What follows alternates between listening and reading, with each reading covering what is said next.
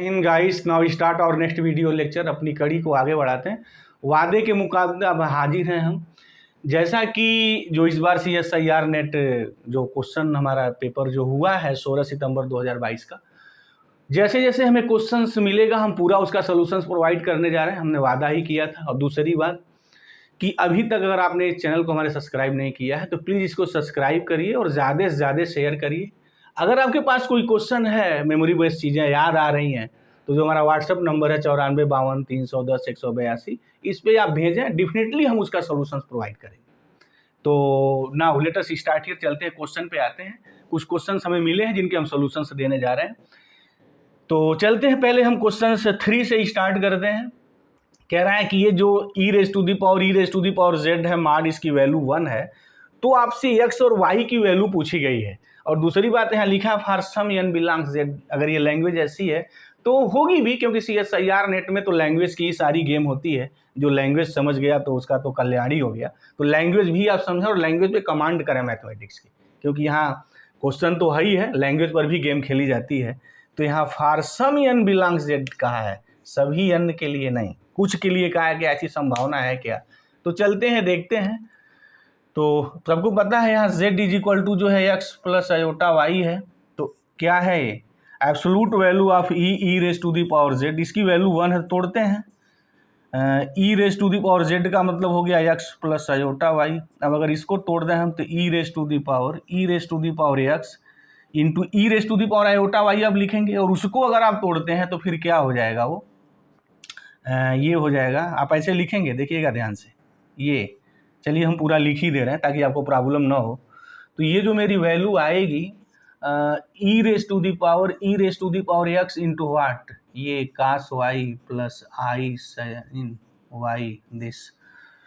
अब इनको अगर हम माड में अलग करें तो mod of A B is equal to mod of A into mod of B होता है। तो e raise to the power x यहाँ हो जाएगा cos y into absolute value of e raise to the power x, और into यहाँ iota के साथ है तो इंटू आयोटा ये हो गया साइन y।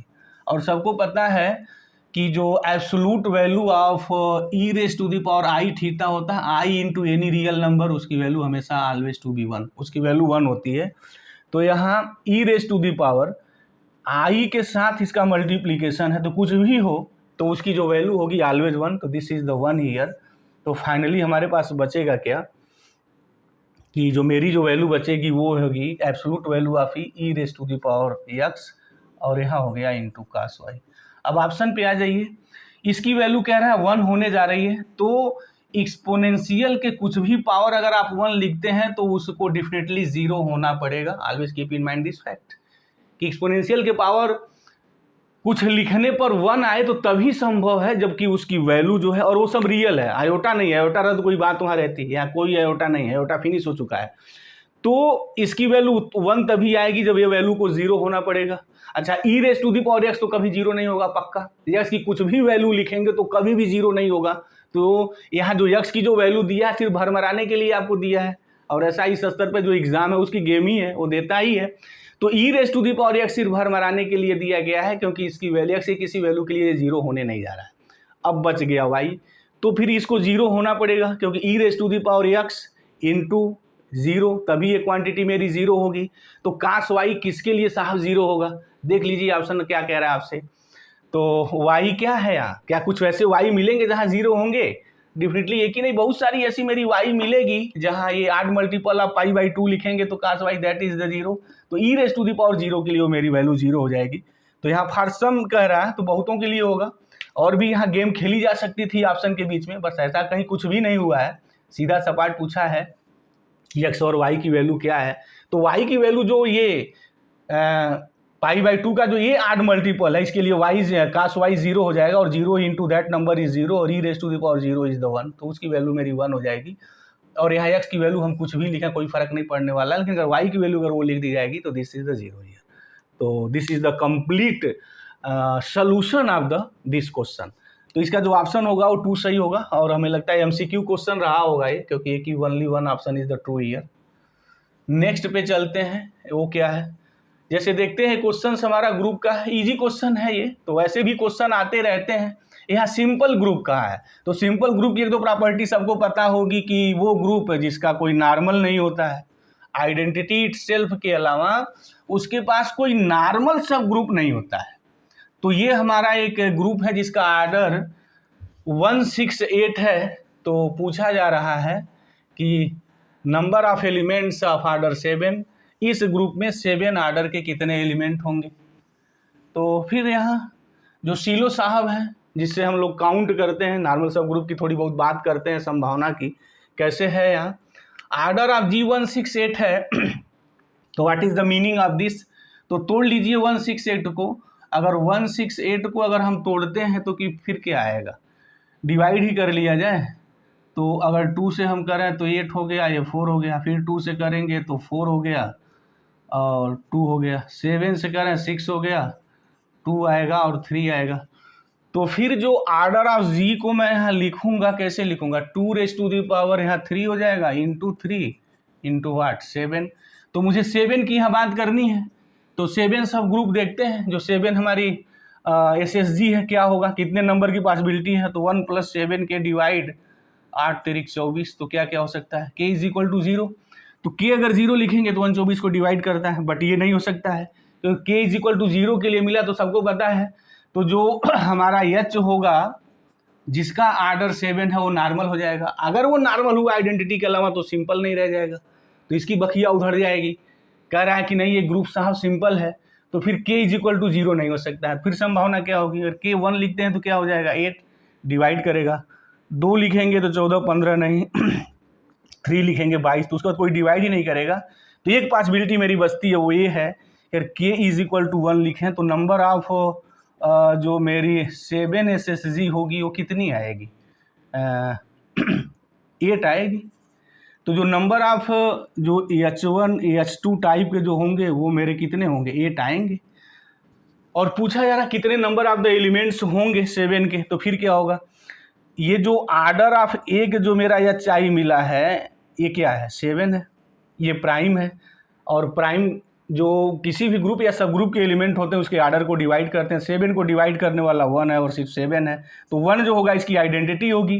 1 के अलावा बचे 6 एलिमेंट, जो 6 एलिमेंट होंगे वो 9 आइडेंटिटी होंगे जिनके आर्डर 7 होंगे। तो H1 H2 H8 हर एक सब ग्रुप में हमारे कितने हैं, 6 एलिमेंट हैं जिनका आर्डर कितना है, 7 है। तो कुल कितने एलिमेंट्स होंगे भाई, 8 × 6 = 48। तो 48 एलिमेंट्स होंगे। तो इसका जो आंसर जो होगा, जो भी ऑप्शन रहा होगा वो 48 रहा होगा, राइट। वैसे ऑप्शन में भरमराने के लिए बहुत सारा दिया होगा, but 48 is the right one here, वो राइट होगा। तो ये इसकी एनालिसिस हुई। अगर ये सिंपल ग्रुप है जिसका आर्डर 168 है, तो इसमें जो नंबर्स हैं, जो एलिमेंट जो 7 आर्डर के होंगे उसकी पॉसिबिलिटी जो होगी हमारी 48 होगी। तो this is the complete solution of the your question 2। अब एक रियल एनालिसिस का क्वेश्चन है, थोड़ा उस पर चलते हैं, उसको देख लें वो क्या है भाई, वो क्या कह रहा है। हालांकि ये जो क्वेश्चन जो पूछा गया है उसका मतलब ये है कि क्या पार्शियल डिफरेंशियबिलिटी 0 पे एग्जिस्ट करती है या नहीं, डायरेक्शनल डिराइवेटिव है या नहीं, कंटिन्यूअस है या नहीं, यही सब होगा। तो चलते हैं, निकाल लेते हैं इसको भी, बारी बारी से देख लेते हैं क्या क्या है, कैसे है फंक्शंस हमारा। अच्छा, एक बार क्वेश्चंस इसके पहले जो हमारा एग्ज़ाम हुआ था उसमें भी जब हमने सॉल्यूशंस जब हम प्रोवाइड करा रहे थे तो बातें हमने की थी कि इस बार जो CSIR नेट जो मैथ का जो पेपर जो सेट हो रहा है ना, वो फंक्शन ऑफ सेवरल वेरिएबल पे क्वेश्चन ज़्यादा वो सेटअप कर रहे हैं। जैसे ये क्वेश्चन देखिए यहाँ आ गया, इस बार पीछे के एग्जाम की हम बात करें तो बहुत सारे क्वेश्चन हैं जहाँ फंक्शन ऑफ सेवरल वेरिएबल्स पे क्वेश्चन पूछे हुए हैं। तो यहाँ भी फंक्शन ऑफ सेवरल वेरिएबल का एक क्वेश्चन है ये, तो ये भी सीधा सपाट है, कोई बहुत बड़ी चीज़ नहीं है। यहाँ functions f of x y given है, x raise to the power 1/3 y raise to the power 1/3। तो 0 0 पे बात वो पूछी गई है। तो फंक्शन ने तो अगर कंटिन्यूटी अगर बात दी हुई है तो फंक्शंस कंटिन्यूअस है 0 0 पे, क्योंकि 1/3 की कोई प्रॉब्लम है नहीं। निगेटिव रहता तो प्रॉब्लम आती भी। अगर x y की हम कोई भी वैल्यू लिखेंगे तो फंक्शन को प्रॉब्लम कहाँ है, फंक्शन तो सर्वत्र जो है कहाँ के साहब हम मिलेंगे, हर जगह मिलेंगे, लिमिट भी एग्जिस्ट करेगी। तो function is continuous at every point 0 0 क्या, ये तो 0 0 से फिर खेल तमाशा के लिए दिया गया है। अब यहाँ ये देखते हैं कि ये एग्जिस्ट करेगा कि नहीं। अगर पार्शियल डिराइवेटिव पे क्वेश्चन पूछा तो ये देखते हैं कि ये इसका एग्जिस्टेंस में है या नहीं। तो चलिए 0 0 पे पूछा हुआ है, 0 0 पे ही गेम हो सकती है, क्योंकि x और y के पावर अगर निगेटिव गया, अगर वो नीचे आया और नीचे अगर 0 होता तो ही मैथमेटिक्स की दुनिया में प्रॉब्लम होती है। और यही तो आपसे सब जानने चाहते हैं कि जहाँ प्रॉब्लम हो रही है वहाँ आप प्रॉब्लम सॉल्व कर पा रहे हैं या नहीं। तो चलिए देखिए क्या होता है। ये जो f(x) 0 0 हम लिखेंगे, क्या लिखेंगे, limit h tends to 0 f of 0 plus h, तो h हो गया यहाँ 0 minus f of 0 0 upon h, limit h tends to 0 f of h 0। यानी हमें क्या करना है कि जो फंक्शन है वहाँ सेकेंड जो कंपोनेंट है वो 0 लिखना, फर्स्ट कंपोनेंट h, तो h raise to the power 1/3 और 0 raise to the power 1/3। 0 0 functions की वैल्यू 0 है, सबको पता है, अपान h। तो ये हो गया मेरा limit h tends to 0 h raise to the power 1/3 0 raise to the power 1/3 upon h। अब यहाँ ये देखिए कि यहाँ प्रॉब्लम हो सकती थी अगर पावर ये निगेटिव जाता था, लेकिन यहाँ है ही नहीं है, कुछ बन ही नहीं रहा, तो 0 अपान दैट। और सबको पता है ना h ग्रेटर देन 0 होता है h टेंडिंग टू 0 के लिए, तो फिर इसकी वैल्यू 0 आ जाएगी। तो yes of course this is always exist. तो फंक्शंस पार्शियल डिराइवेटिव जो है x 0 0 पे एग्जिस्ट करता है, 0 0 पे क्यों, हर जगह वो एग्जिस्ट कर जाएगा। अच्छा, तो सिमिलरली f y 0 0 भी एग्जिस्ट करेगा, हम सिमिलरली देख सकते हैं। यहाँ क्या करना होगा, यहाँ इसको 0 करना होगा, यहाँ k करना होगा।